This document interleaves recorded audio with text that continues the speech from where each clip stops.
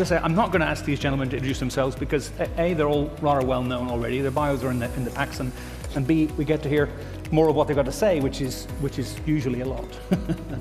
We've got about 25 minutes here. The timer right there. I want to get us back on track a little bit. This session, I promised our attendees here that we were going to talk about money and business and where the value of AI really is. And I think that means looking at that AI value chain. What on earth do we mean by the AI value chain? And what's the position that telcos actually are playing in that, could play in that, and that will help us orient ourselves. Colin, I'm going to start with you. I'm going to pick on you first on this question. Because this is, obviously AI is probably the single greatest impact we've seen in telecom in quite a few years. How is AI reshaping the value chain for telecom as a whole? And maybe you could give us your thoughts on that to start with. There's a couple of prongs on this. There's one is the physical network architecture and the demand at the data center to data center. It's driving extraordinary innovation, volume and growth for telecoms, particularly in the sort of intra-cluster infrastructure build-out. At the layer 2 and layer 3 level, it drives a lot of anticipation. It's early days, but I think the thing that keeps a lot of us up at night is what does an AI-ready network look like? What is the fingerprint of AI? I would argue that AI hasn't necessarily been launched onto the network; it's escaped, and that we don't know yet. I mean, Neil, myself, and others, we talk to the people who build the networks for the hyperscalers, and they talk to their AI people every day, and they don't know. And they've got more money than God, right? And if they don't know, we don't know. But yet, truly what the total impact is this. And I don't think it's necessarily just more volume. It's actually a different fingerprint on the network. So there's opportunities, but there's also challenges there. Whether it be, the Meta smart glasses, where you start to look at the asymmetric traffic flow, where it's turning the network from blow to suck, to where you're sort of beaming up your contextual environment to that, to swarms of AI agents in the network talking to each other with a different pattern, where you're actually realizing you're starting to get some traffic flow that is in the wide area network or the local area network, where they've sharded a large language model across multiple laptops like old SETI project, and you start to see elephant flows in your LAN, which is an effective way to fill up the caches on your networking equipment. So you have, at that level, there is another level in terms of AI to be more efficient and to remove the drudgery in what is effectively quite a large legacy set of processes in telcos, in this large sort of tech debt stack in the digital side of the business. That has a great one. I would love for AI to continue to grow, to become more powerful around unstructured data rather than just structured data, and I think that's an area that's really powerful. And then finally is AI-enabled products and AI itself, because I would argue that if you think about the sovereign AI angle, what better partner to consider, especially as telcos generally have spare megawatts of power at this point as they start to shut down their PSTN networks. What better partner to be a sovereign AI partner to give options there to also drive that. However, at least in the UK, there's a set of ergonomics that need to be removed. One is sovereignty, clarity on that from government. We talked about that earlier this morning. The second one is things like energy. Because at the end of the day, if it costs this is hypothetical, if it costs 200 million to power it here in the UK, 150 million in France, and 75 million in the Nordics, there's some ergonomic challenges to get UK PLC up and running off the ground to do a better job from that side. And you saw a cancellation of Stargate recently, naming that initially. So I think those are the final point on that is, I think we can there's a lot of opportunities, and of course, all the things that we wanted to do for many years around AI, ML, closed-loop automation, remediation, and connecting the network to be application-aware, AI has a huge amount of potential to close that gap that we've always wanted to do. Sure. I mean, you've raised a few different points there, some of which is internal, the efficiency part, it's a whole domain all of its own, and the other things are kind of contingent. AI may or may not have a good impact on the value chain as far as telcos are concerned, because some of what you're raising there is actually the power aspect now becomes an issue, a factor in the value discussion in a way that it just hasn't been.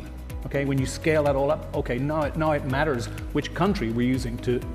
Well, it's a watts per MIPS, or watts per token. Sorry, I'm using the old term. Watts per token per dollar. Sure. Yeah. Equation, and if you take into account that if you believe McKinsey that says if you countries that adopt AI and develop AI factories in their own area will have a 1.2 times growth factor. You risk being left behind if you keep on having drag in the system to be able to build out. Idir, I'd like to kind of get your thoughts on that. Another multinational, both national and pan-national network operator. It's the same question because I'm still not sure I've quite got a handle on it. How is the AI impacting the value chain? I think Colin's argued that actually it's created some new value parameters. I'm interested in your thoughts on that. Yeah. AI is creating value starting from, I would say, the physical layer. So there is a huge increase in terms of capacity demand. This means that we are accompanying this capacity demand through fiber, dark fiber, submarine cables, and WDM, and this is clearly creating value for operator, I would say locally and as Orange internationally wide. So this is, I would say, at the infrastructure layer. And this is mostly for data center to data center for all the trainings, stuff on AI. The second layer, I would say, is that there is a need for what we call adaptive training. Sometimes we need just small bandwidth to adapt our models. And in this case, we are seeing customer requests, as we are talking about value chain and money, customer requests to have adaptive bandwidth for example, 100 gig to 1 tera, but for small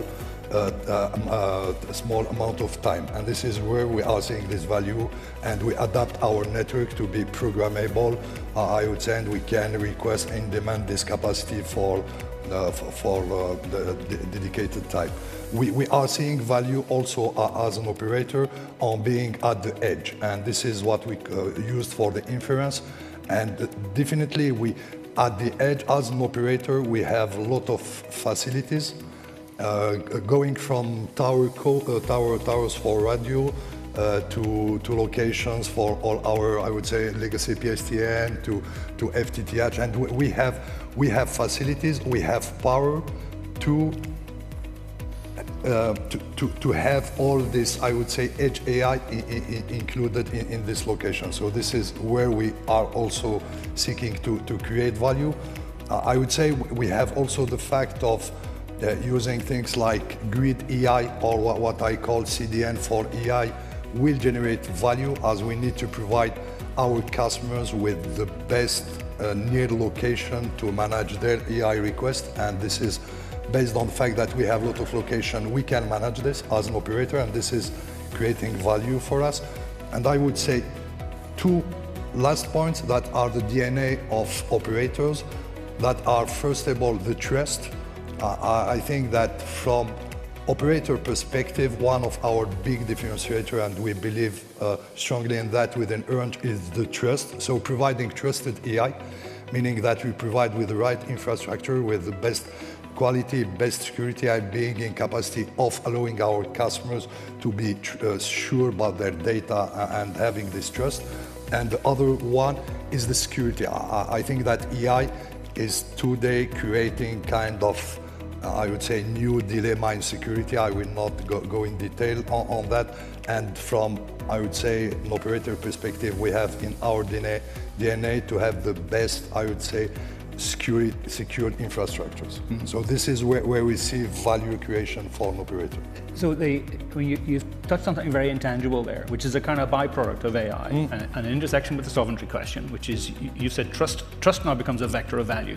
Okay, and the implication is that somebody will pay more for a level of trust that you can provide than someone who says, I don't really care. Okay, I just want the technology, I'm not care about the trust. So that's going to have to be something that will be visible at the end of the day in the sales that you're making and the customers you're making that to. Again, back to the value chain question. A lot is taken for granted in telecom. One of the telecom's biggest problems is it works fantastically well for almost everybody, almost all of the time. It's brilliant. You know, we really take that as granted. And now we're trying to create new value points on something that already works incredibly well. And so AI is, the consequences of AI are introducing new things like not only the latency question that's been in the background for a while, but this question about location, which is really itself a consequence of some geopolitics and a bit of the infrastructure that telco has. So that's a fair area. I'd like to just talk to Kishan for a moment, because to see it from another perspective, because if I understand correctly, your customers are very much the kind of people that we're talking about here in terms of being some of those end user enterprises of potentially kind of edge locations as well. So can you give us a sense from that end of things, how is AI changing the value chain and what those customers want from either from telcos or from somebody who may or may not be a telco? Look, I think a lot of the discussions we have with the large B2B, so to speak, as we say, or large enterprises, is about partnership. It's partnership driven. And I think if you look at where we are today, I think we can all agree we are at a certain inflection point with everything that is happening around us. And at such inflection point, partnership gets redefined. And when you look at the discussions we are having with large enterprises, where they look at telco in the partnership, AI partnership, I think I'm going to be a little bit honest here. The honest truth is, I don't think large enterprises see telcos as the AI partner. There are discussions, but most of the discussions that large enterprises are doing, they are in the AI journey. It is with the hyperscalers, like you said, Colin. It is with the SaaS applications. It is with the AI native startups that are coming up. And it is with companies like Cyience, where we have deep domain knowledge and technology expertise, where we are defining together with large enterprises the AI journey. Telcos are critical, there's no doubt, but I think it's still very much, of course there are exceptions, there's still very much connectivity, which is inherently commoditized. That said, I think some of the points Idir, Colin, you touched upon, enterprises do recognize telcos have certain unique strengths that one can or should rather leverage in the AI journey. One is the most obvious one. You have the network, especially in the edge. As we move into the agentic world, I think network will become part of the application, not just the plumbing. Just to be clear, do you think that your customers are changing their view about what they might get from telcos as a consequence of it? Yes. I'm not saying buying AI from telcos, but because of how AI is affecting their businesses, they now need different people to work with on the questions of cybersecurity, on the questions of trustability, on the questions of sovereignty. Yes. The question is there for them, well, who do I work with? And the telcos, even if they've not thought of those before, because these are new parameters, they're willing to entertain the idea that actually, yeah, there is an extra value in here. And again, one of the other points that you mentioned, the trust. If you look at regulated enterprises, let's say the healthcare, the defense, and the banking, they have to have an AI that they can audit and that runs on a trusted infrastructure. Telcos have both. They have the footprint and they have the trust of these enterprises, which I don't think many AI companies have. So that's, I think, something that enterprises are recognizing more and more, which is a huge potential now in the journey for telcos to leverage on. Will that change the value offer that telcos are making? You described the kind of partnership model. Let's just do the simple option. The simple option is you, a telco partner, and a customer working together. does that change the who does what? Does that change who pays for what in that setup? It does, because it's an ecosystem at the end of the day. Okay. Many of the answers, I mean, the questions, we don't have the answers. We are still figuring it out. Who owns the data? Who does what with the data? Who plays what role? I think all of us are in the work in progress mode. Yeah. We will have a role to play.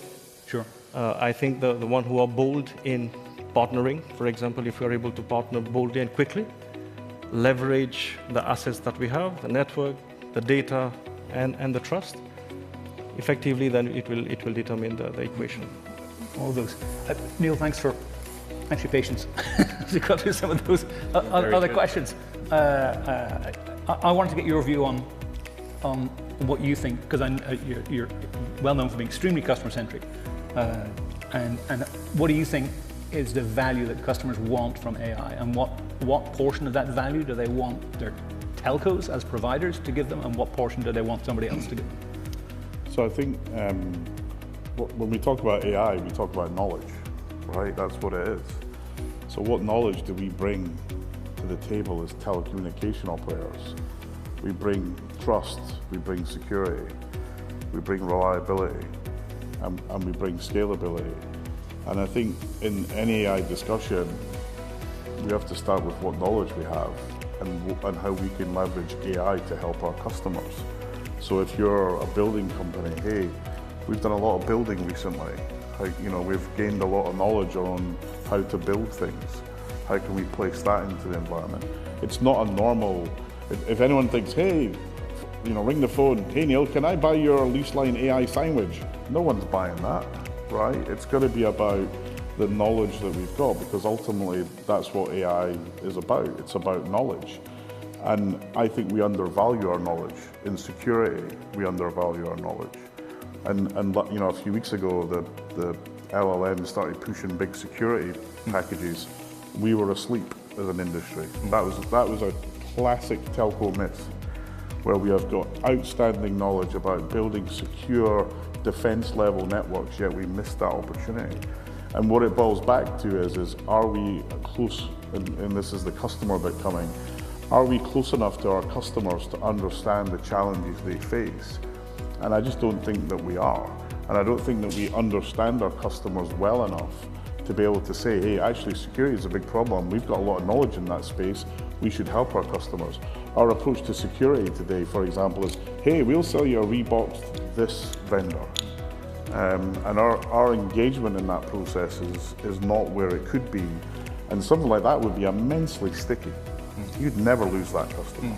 So I would go back to the knowledge part. Now, linked to that though is customers want to understand that you are knowledgeable. So the value chain starts in our whole processes as telecommunication operators. So how good are we at delivering and installing? How clean is the install? How quick was the install? How did we get the billing right? Was there any challenges that we should be made aware of? How are we tackling health and safety? All of those things, unless we're able to say to our customers, look, we understand, we have the knowledge of also understanding how you put AI into position. Again, none of them are going to believe us, because,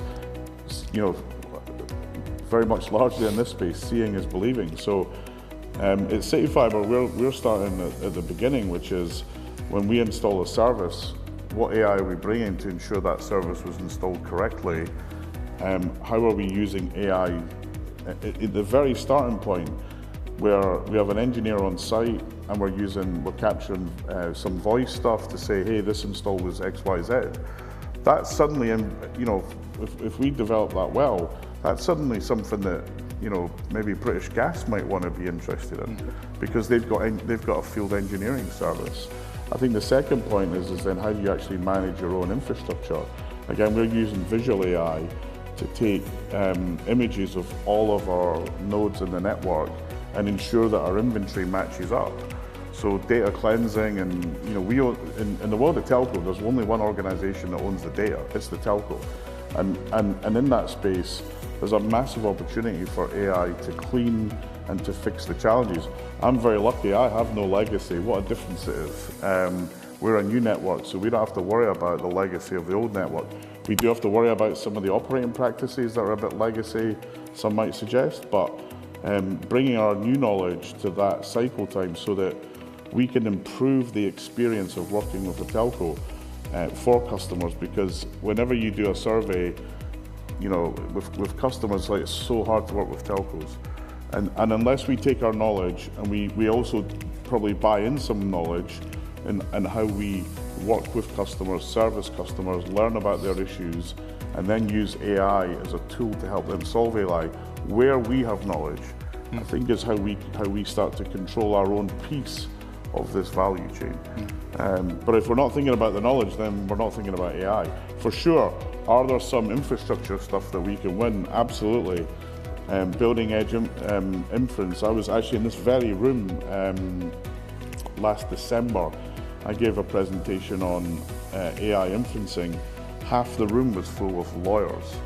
And what I learned from them on that day is actually they want to use AI with their own casework, but obviously they don't want that to go public.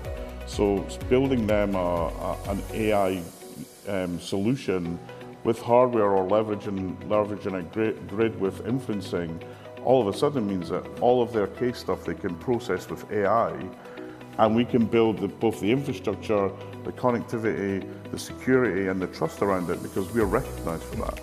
So taking what we are good at, taking our knowledge with us, and building solutions around that is how we will win with AI. And what does the AI do? It literally does the bit that's expensive, the ongoing running.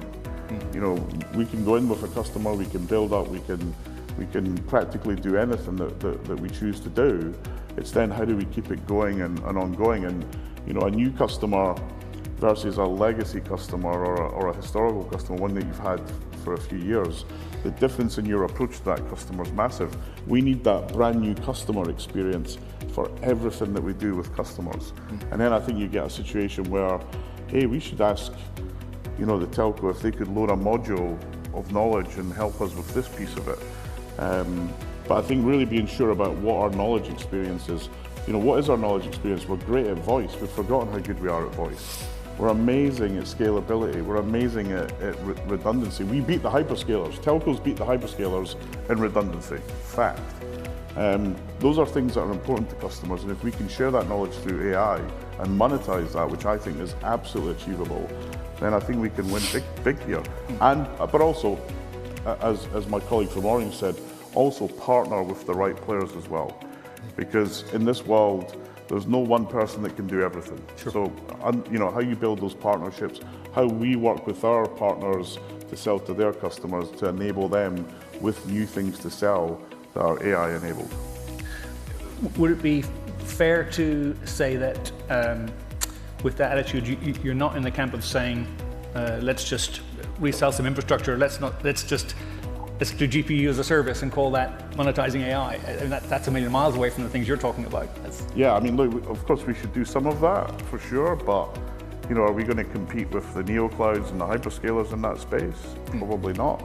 But there is an interesting, and it's kind of slight tangent here, but we've just launched an 8.5 gig service to our customers here in the UK. And everyone's saying, why are you launching such a fast speed? No one's asking the hyperscalers why they're building so many data centers with so much AI, right? The belief is that there is huge opportunity there, and our network is very much ready for that in terms of low latency, in terms of symmetry, as traffic patterns move from, you know, download only to being a much more balanced network and a much more balanced traffic pattern. So are we ready for it in our own infrastructure first? Yeah. Then I think that gives us a right to play in the other piece of the infrastructure. Right. For sure in the connectivity part, no one beats us at connectivity, nobody, right? So we should own that, and we should be helping those that run LLMs to monetize their platform. Because let me be sure about this, right? You see the investment in AI. I don't see a graph that mirrors the return right now.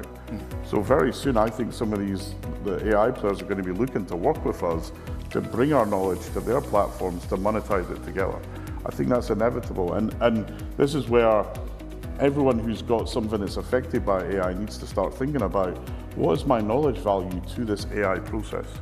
I don't think we're thinking about that anywhere near enough. Interesting. Colin, any other examples of, Neil's mentioned a couple of examples of how they're using AI to do things in a more efficient way, in a way that ultimately becomes monetizable? Well, I think the one that probably is front of mind with our customers right now in relation to AI is a little new AI model out from Anthropic called Mythos. And I've talked to a few CISOs right now who have built their stacks on open source material, and they're basically like, just to burn it to the ground and start again. Yeah. I'm never going to get there because effectively Mythos, for those who don't know, is the key to the city. We'll open it up. We'll find hundreds, if not more, vulnerabilities in fractions of time. Now, thank goodness it was someone responsible like Anthropic who is taking a relatively mature and ethically appropriate way and having initiatives like Project Glasswing, where they're going through concentric blast waves of critical national infrastructure partners and making it available to look at that. And telcos are all part of that. But I think you add that, you add the quantum threat that's coming, and you look at a aging estate where likely the vendors are not going to do N-1 in terms of quantum security. They'll do N+1. They'll use it as an opportunity to upsell. And you're going to have a huge base and a huge capital challenge when the guidance in the UK, for those of UK people, NCSC is 2028, 2031, 2035. Those are the 3 dates that you need to be aware of. 2031 is not that far away, where we will have all had to mitigate our core systems. Now, telcos will have a right to play to put a parameterization around this. What that will ultimately look like, both from a quantum safety and an agentic safety perspective, that's not fully their perspective. But there's a tangibility around private networks and where your communications converge at the head end. There's a logic to start to put parameterization around as we start to deal. That is one school of thought. So I think we're going to see, it's bigger than any, like Neil said, it's bigger than any one of us. Partnerships with the hyperscalers, with telcos, leaning in, because my prediction, this time when we get together next year, the world is going to be even more scary place. The other aspect I would say is, from a when is resilience not resilient? When you have a single failure plane. And I think it's, in the UK, we're a small country. The UK can fit into the US 40 times. The latency between London and Scotland is, 8-10 milliseconds or something like that. Or 5 if you're... Texas 40 times. Yeah, exactly. So our case for edge is slightly different in the UK from that perspective. However, you just need to look at the actions in the Middle East with the hyperscaler data centers that were impacted there, and how other SaaS-based services started going down in the Middle East when those were taken out. And if you look at the group risk registers of most of our customers, and I spend a lot with the CIOs, is they have in their black swans that were unthinkable 2 years ago. And you don't have to be in a state of war to be under threat, where you have these incredibly high-value targets out there that actually telcos who have a diffuse environment, BT has 3,000 exchanges, for instance. You can spread your risk out in a much more resilient AI mesh or grid, and you can see the early signposts of that from NVIDIA, who have launched AI Grid for the whole purpose of having a distributed set of AI workloads, almost like a hypervisor, to control the labor. So you have the one layer, which is the AI gigafactories, another layer, which is the telcos, and another layer, which would be the AI RAN, which is more appropriate for some countries than others. But you're going to see these overlays of control with a techno-economic and a tokenomics that will sit on top of that, also driven by by power costs ultimately behind that. You're going to see this evolve pretty quickly. Yeah. If you concur with that perspective, I mean, the whole AI the value chain for telecom is being completely rewritten, not only by politics, but also by technology. Yeah, for sure, and I will not get back to the value on infrastructure, IP, and others. I think that from operator perspective, we have one value which is key, is that we are seeking to transform our operating model thanks to AI, so increasing or getting more efficiency on our capacity planning, on our fault management, change management, etc. And by doing this, we are manipulating, as an operator, very sensitive data. And we are doing this as also our customer need to manipulate sensitive data. So one of the value I'm seeing from an operator perspective is to offer this called trusted cloud and trusted AI. And this trusted cloud and trusted AI should be also used by the operator itself.